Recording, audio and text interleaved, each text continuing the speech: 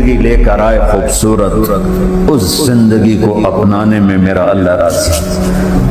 اور اس محبوب کی زندگی کو اللہ نے اس طرح محفوظ کیا کہ آپ کی بکریوں کے نام بھی ہم تک پہنچائے۔ زندگی تو بہت بڑی چیز، حجوہ، سقیہ، برکہ، زمزم، برکہ، اطلال، اطراف، غیثا، کمراء، یہ میرے نبی کی بکریوں کے نام ہیں جو میں نے آپ کو گن کے سنا دی۔ 9 بکریاں تھیں، اور اس میں ایک بکرا تھا، اس کا نام تھا یم۔ 2 اونٹ تھے، عسکر، ثعلب۔ 4 اونٹنیاں تھیں، عزبا، شہبا، جدعا، قصوا۔ اور اتنی ڈیٹیل، آپ نے مدینہ سے حج کا سفر شروع کیا اپنی اونٹنی قصوا پر، آپ نے 9 تاریخ کو خطبہ دیا اپنی اونٹنی قصوا پر، اب حج کے بعد طواف، اس کے قربانی کے بعد طواف زیارت کے لیے تشریف لے گئے اپنی اونٹنی جدعا پر، آپ نے 11 تاریخ کا خطبہ دیا اپنی اونٹنی عزبا پر۔ یہ پیار ہے میرے اللہ کا اپنے حبیب کے ساتھ کہ اس کی اتنی چھوٹی چیز کو بھی نہیں چھپنے دیا۔ اگر ہمیں خطبے کا پتہ ہونا چاہیے چونکہ وہ شریعت ہے، ٹھیک ہے، لیکن آپ اونٹنی پہ سوار تھے اور آپ عزبا اونٹنی پہ سوار تھے، اور اگلی بتاؤں، ابو بکر نہیں، ابو بکرہ یہ شخصی ہیں، یہ آپ کی اونٹنی کے نیچے کھڑے ہوئے تھے اور اونٹنی کا لعاب ان کے کندھے پہ گر رہا تھا۔ اتنی ڈیٹیل آپ کو بتا رہا ہوں۔ آپ کے پاس 2 گدھے تھے، عفیر اور یعفور، 2 خچر تھے، دلدل اور فضہ۔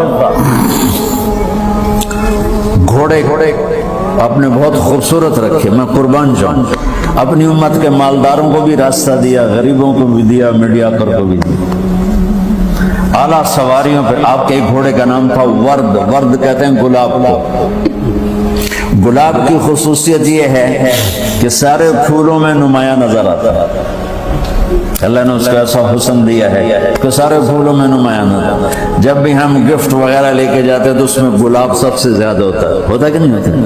تو آپ کے ایک گھوڑے کا نام تھا ورد، وہ اتنا خوبصورت تھا کہ سارے گھوڑوں میں کھڑا ہوا نظر آتا تھا، میرے نبی اس کا سوار ہوتے تھے۔ ایک گھوڑے کا نام تھا سکب کہتے ہیں یوں انڈیلنے کو، اب پانی انڈیل، جو پانی انڈیلے تو ایک تار بن جاتا ہے، دھار بن جاتی ہے، وہ اتنا تیز دوڑتا تھا کہ لگتا تھا جیسے پانی کی دھار بن گئی۔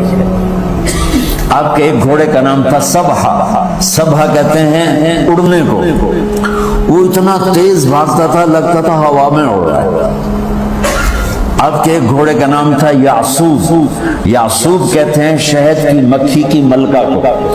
تو اگر آپ شہد کے چھتے کو دیکھیں گے ذرا شیشہ لگا کر تو آپ کو شہد کی مکھی کی ملکہ سب سے نمایاں نظر آئے گی، اور ایک شہد کے چھتے میں منیمم 30,000 مکھی ہوتی ہیں، 30,000، زیادہ کی کوئی حد نہیں، کم سے کم 30,000۔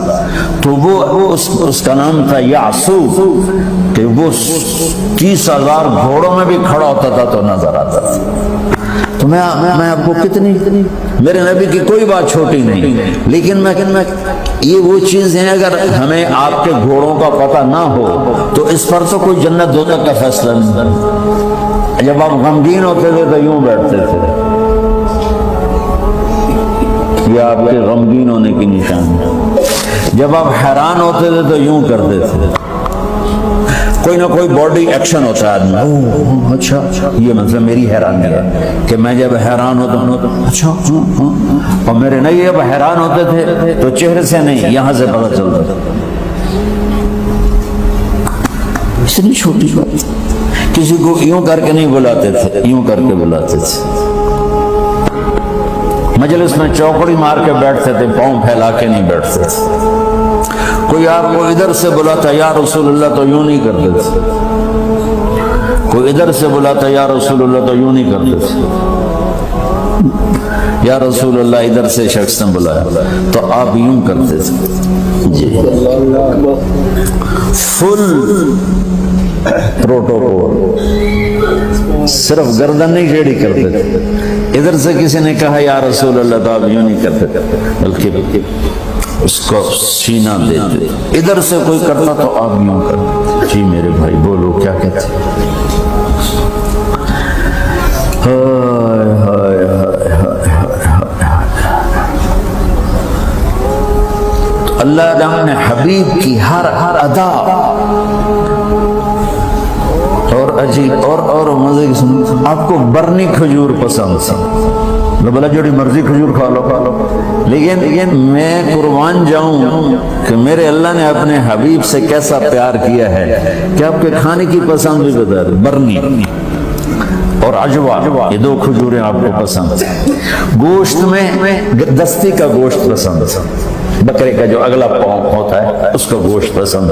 ابو عبیدہ بن جراح دیگ چڑھائی ہوئی تھی اور وہ بکرا اس میں پکا رہے تھے تو آپ نے فرمایا ناولنی الذراع.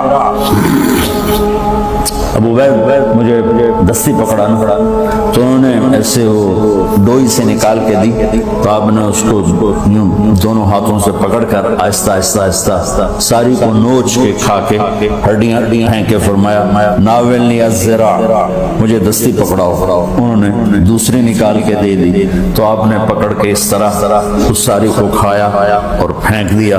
پھر آپ نے کہا ناولنی الذراع، ابو عبید دستی پکڑاؤ. وہ بول پڑے یا رسول اللہ بکرے دیاں دو ہی ہوں دیاں. آپ نے فرمایا بھائی ارے تیرا بھلا ہو، اگر تو میرے کہنے پہ ڈوئی ڈال دیتا، جب تک میں کہتا رہتا اللہ مجھے نکال کے کھلاتا رہتا.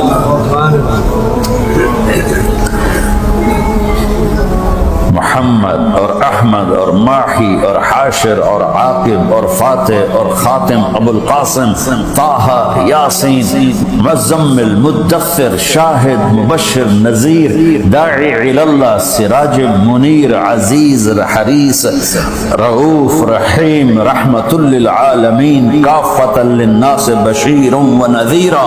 محمد بن عبداللہ بن عبد المطلب بن ہاشم بن عبد مناف بن قصی بن کلاب بن مرہ بن کعب بن لوی بن غالب بن فہر بن مالک بن نضر بن کنانہ بن خزیمہ بن مدرک بن الیاس بن مدر بن نزار بن معد بن عدنان بن اود بن حمیصہ بن سلامان بن عوس بن بوز بن قموال بن ابی بن عوام بن ناشد بن حزا بن بلداس بن یدلاف بن طابق بن جاہم بن ناحش بن ماخی بن عیفی بن عبقر بن عبید بن الدعاء بن حمدان بن سنبر بن یثربی بن یحزن بن یلحن بن ارعوا بن عیدی بن زیشان بن عیسر بن اخناد بن ایہام بن مقصر بن ناحث بن زارح بن سمی بن مزی بن عوق بن عرام بن قیدار بن اسماعیل بن ابراہیم بن آدر بن ناحور بن سروج بن رعو بن فائج بن عابر بن ارفخشاد بن سام بن نوح بن لامق بن متوشال بن ادریس